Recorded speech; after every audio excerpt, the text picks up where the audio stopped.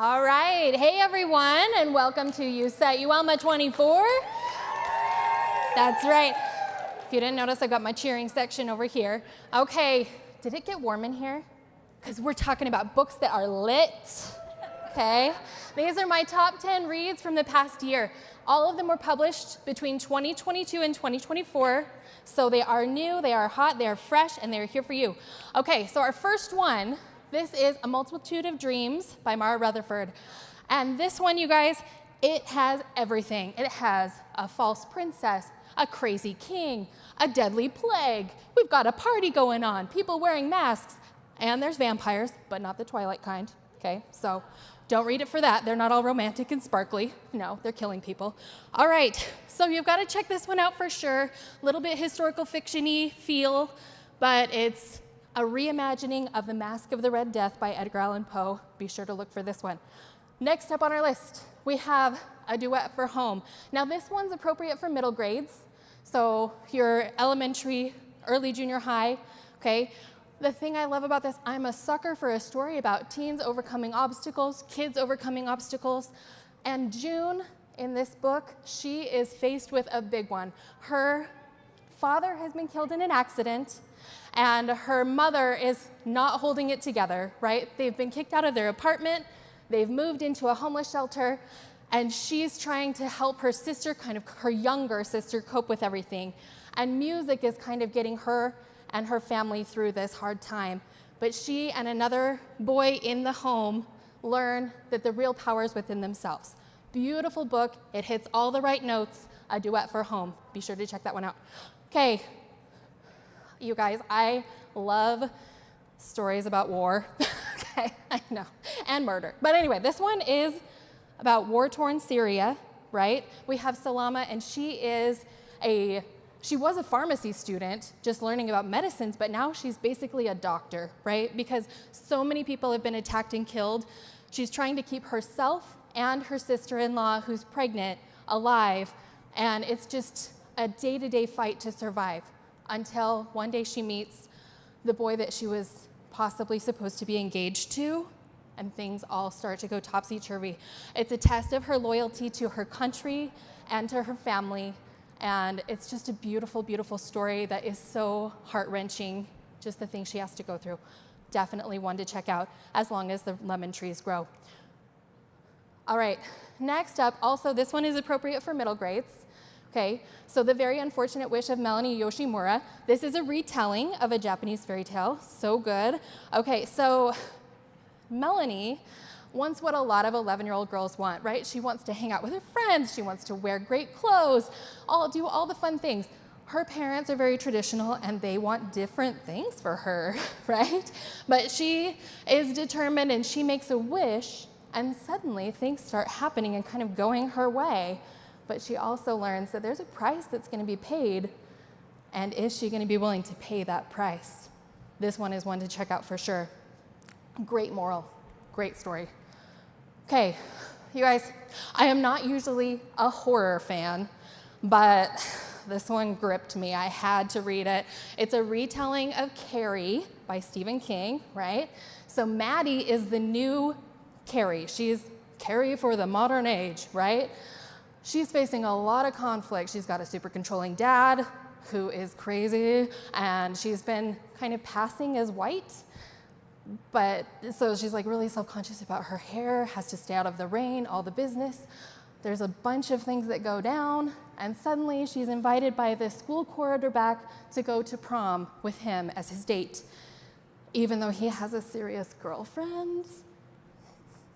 Yeah, it's a recipe for disaster that you just have to read to believe. So try this one out, you will love it. So good, supernatural powers, the works.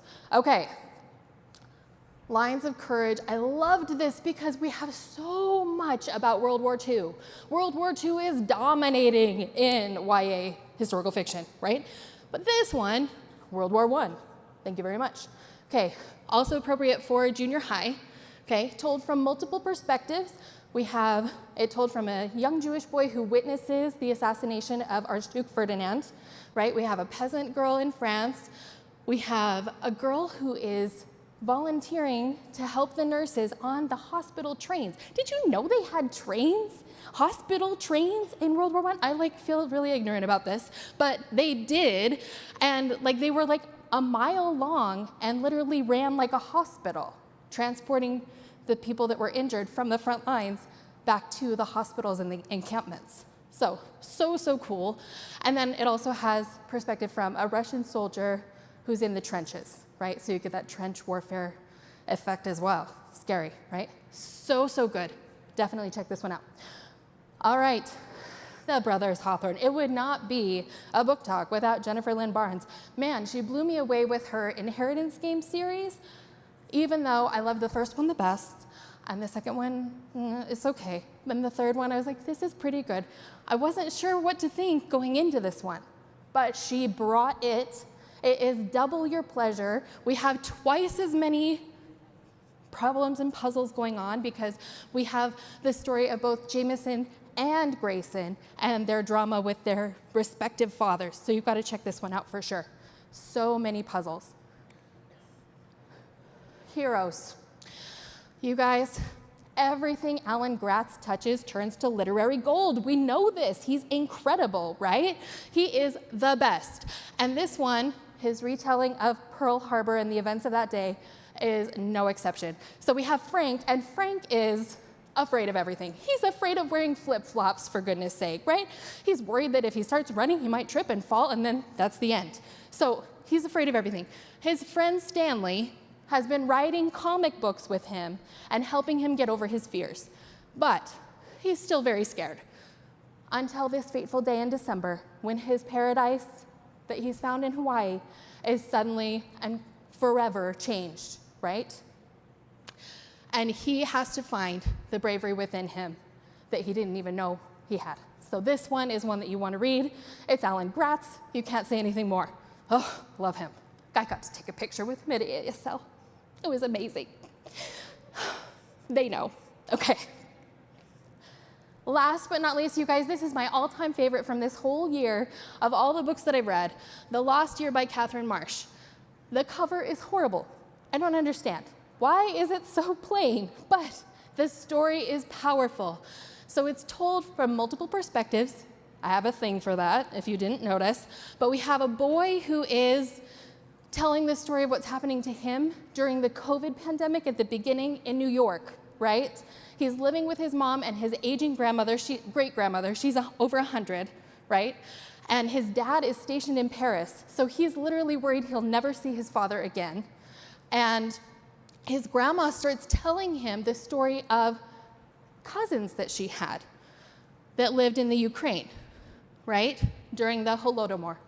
I did Google how to say that. There were different accounts. I'm not sure what's right. If you know, come tell me. So I was not overly familiar with this, but this is a seriously impactful historical event from the Ukraine, from the 1930s, the famine that they experienced there.